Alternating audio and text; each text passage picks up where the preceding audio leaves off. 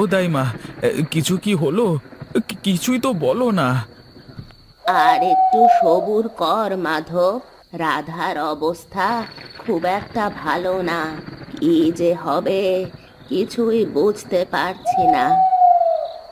এমন কথা বলো না দাইমা, তুমি কিছু একটা করো। আমি আমার মতো করে চেষ্টা করছি। তুই বাইরেই থাক বাবা। কিছু হলেই আমি তোকে ডাক দিচ্ছি।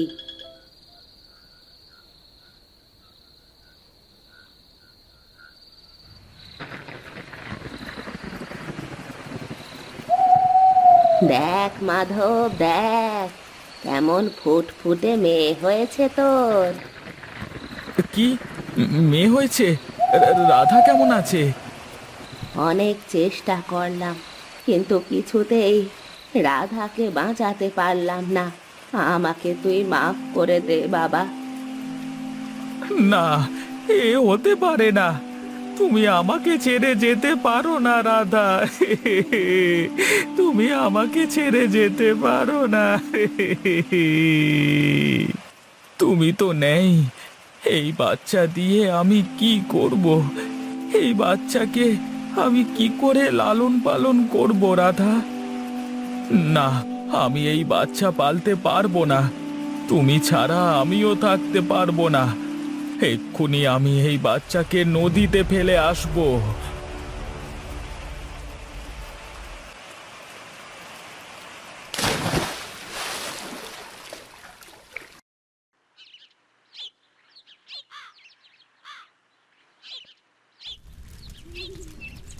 এখন আর কেঁদে কি হবে দাদা? চলো বাড়িতে চলো। আমার যে সব কিছু শেষ হয়ে গেল রে রমেশ, আমার আর কিছুই রইলো না। তুমি আগে বাড়িতে চলো। এখন তো তোমাকে শক্ত হতে হবে, তোমাকে আবার ঘুরে দাঁড়াতে হবে। আমি পারবো না রে রমেশ, আমি পারবো না। তুই আমাকে এখানেই রেখে যা। আমি আমার রাধার কাছেই থাকতে চাই।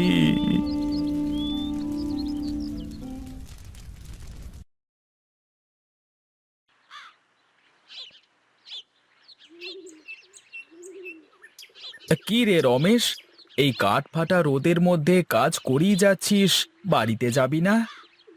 বাড়িতে তো যাবই দাদা, কিন্তু তার আগে কাজটা তো শেষ করতে হবে।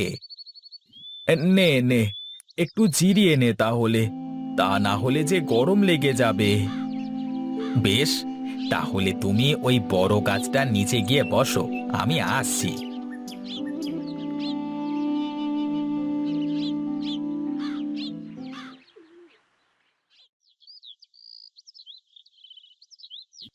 দাদা, একটা কথা বলবো? কি বলবি? বলে ফেল দেখি। দাদা, মাঠের সব ফসল কেমন পোড়া মনে হচ্ছে। আমার কাছে বিষয়টা ভালো লাগছে না জানো।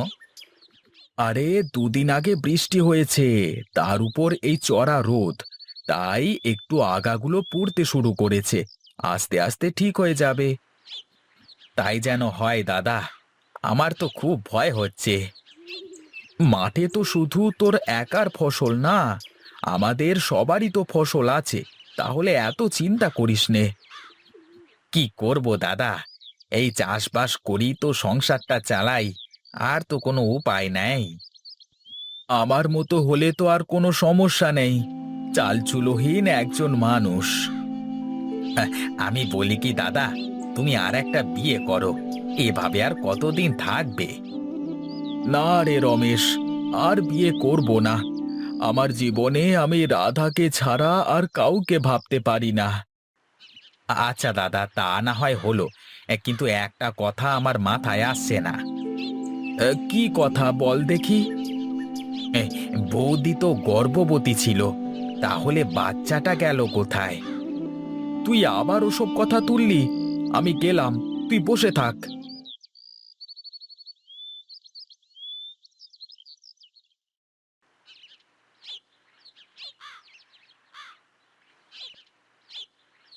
কি গো, তুমি এত তাড়াতাড়ি মাঠ থেকে চলে আসলে যে?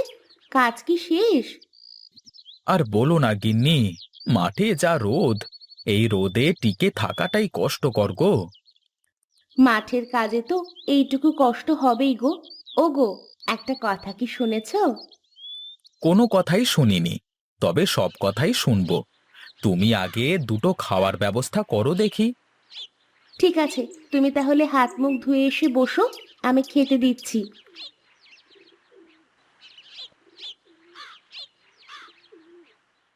উম, উম, উম, উম। এবার বলো দেখি গিন্নি, তখন কি বলতে গেলে? উম। শুনলাম নদীর ওপারের গায়ে নাকি সব চাষিদের ফসল পুড়ে যাচ্ছে, সারা গ্রাম হাহাকার করছে। কি বলো গিন্নি? আমি তো জানি নে। তুমি জানবা কি করে? তুমি কি কোনো খোঁজ খবর রাখো নাকি?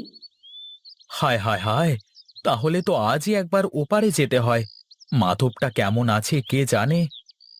এই তো, আমি এখন বলে দিলাম বলে তোমার মাধবদাদার কথা মনে পড়লো। না না, আর দেরি করা ঠিক হবে না, এখনই আমাকে যেতে হবে।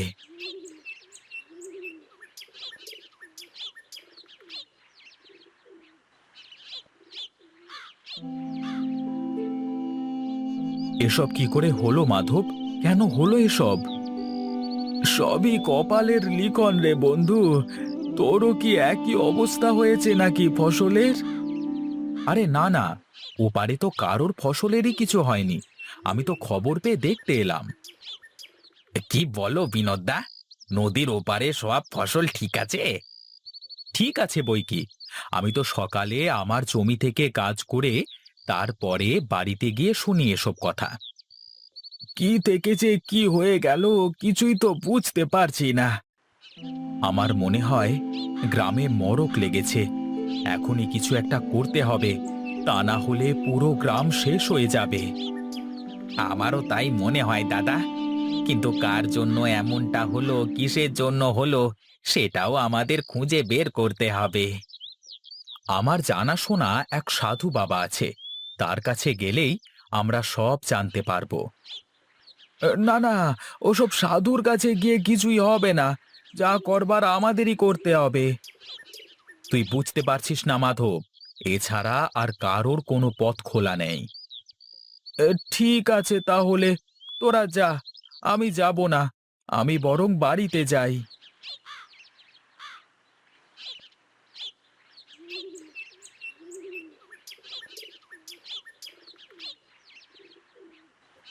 আরে দাইমা, তুমি হঠাৎ এতদিন পরে কি মনে করে আসলে? আর বলিস নে রে বাবা, শরীরটা এত খারাপ, কোথাও যেতে পারি না, তার ওপর গায়ের এই অবস্থা। বেশ বেশ, বসো তুমি একটু। না না, বসবো না। তুই একটু তোর মেয়েটাকে দেখাবি বাবা। মা মরা মেয়েটা কত বড় হয়েছে সেটা দেখার জন্যই এত কষ্ট করে আসলাম আমি। কি হলো, নিয়ে আয় মেয়েটাকে। আসলে বুড়িমা, আমি তো মেয়েকে ওর নানি বাড়িতে রেখে এসেছি, তাই তুমি অন্য দিন এসো, ঠিক দেখাবো।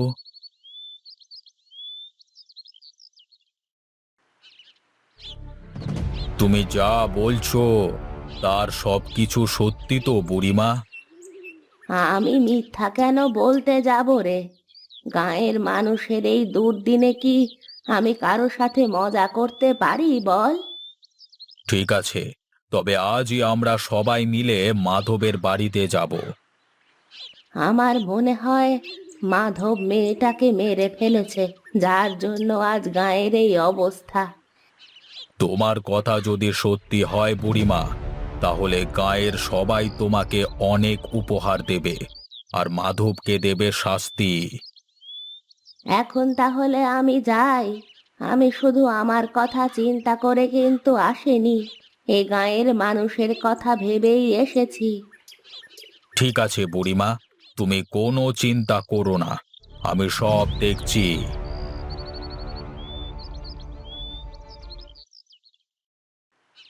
ওরে পাপী, দুষ্ট পাপী, একমাত্র ওই অধমের জন্যই আজ তোদের এই দুর্দশা। কে কে সেই পাপী বাবা? কে এমন কাজ করলো যাতে করে সারা গাঁয়ের লোক আজকে না খেয়ে মরতে হচ্ছে? মাধব, মাধব ওর নিষ্পাপ বাচ্চা মেয়েটাকে ওই নদীর পানিতে ফেলে দিয়ে মেরে ফেলেছে। তাই তো এই গায়ের উপর অভিশাপ পড়ছে। বাবা, এই বিপদ থেকে কি উদ্ধার হওয়ার কোনো রাস্তা নেই? আছে, আছে, রাস্তা আছে। ওই পাপিষ্ঠকে আগুনে পুড়িয়ে ভস্ম করে দিতে হবে, তবে এই গ্রাম আবার আগের মতো হয়ে যাবে। কিন্তু কিন্তু তা কি করে সম্ভব? একটা মানুষকে জীবন্ত কি করে পুড়িয়ে মারবো আমরা? পাপ মোচনের জন্য এছাড়া আর কোনো পথ নেই রে বাবা। যা, এক্ষুনি যা, ওই পাপিষ্ঠকে চিরতরে দুনিয়া থেকে বিদায় দিয়ে দে।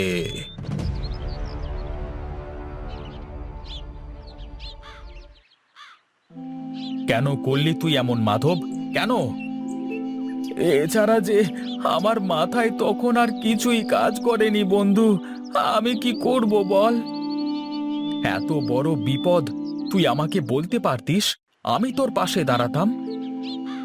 রাধাকে ছেড়ে আমি ওই বাচ্চাকে কিভাবে মানুষ করতাম বল আমাকে? ওকে মানুষ করবার জন্য তো মালতী ছিল। তুই শুধু একবার বলতিস আমাকে, আজকে তোর জন্য পুরো গাঁয়ের মানুষের এত বড় ক্ষতি হলো। এসব যদি আমার জন্য হয়ে থাকে তাহলে এর প্রতিদানও আমি দেব। পাগলামি করিস নে মাধব, চল, আমি তোকে অনেক দূরে নিয়ে যাব। গায়ের সবকিছু আস্তে আস্তে ঠিক হয়ে যাবে। কিছুই ঠিক হবে না বিনোদ, যা তুই এখান থেকে চলে যা।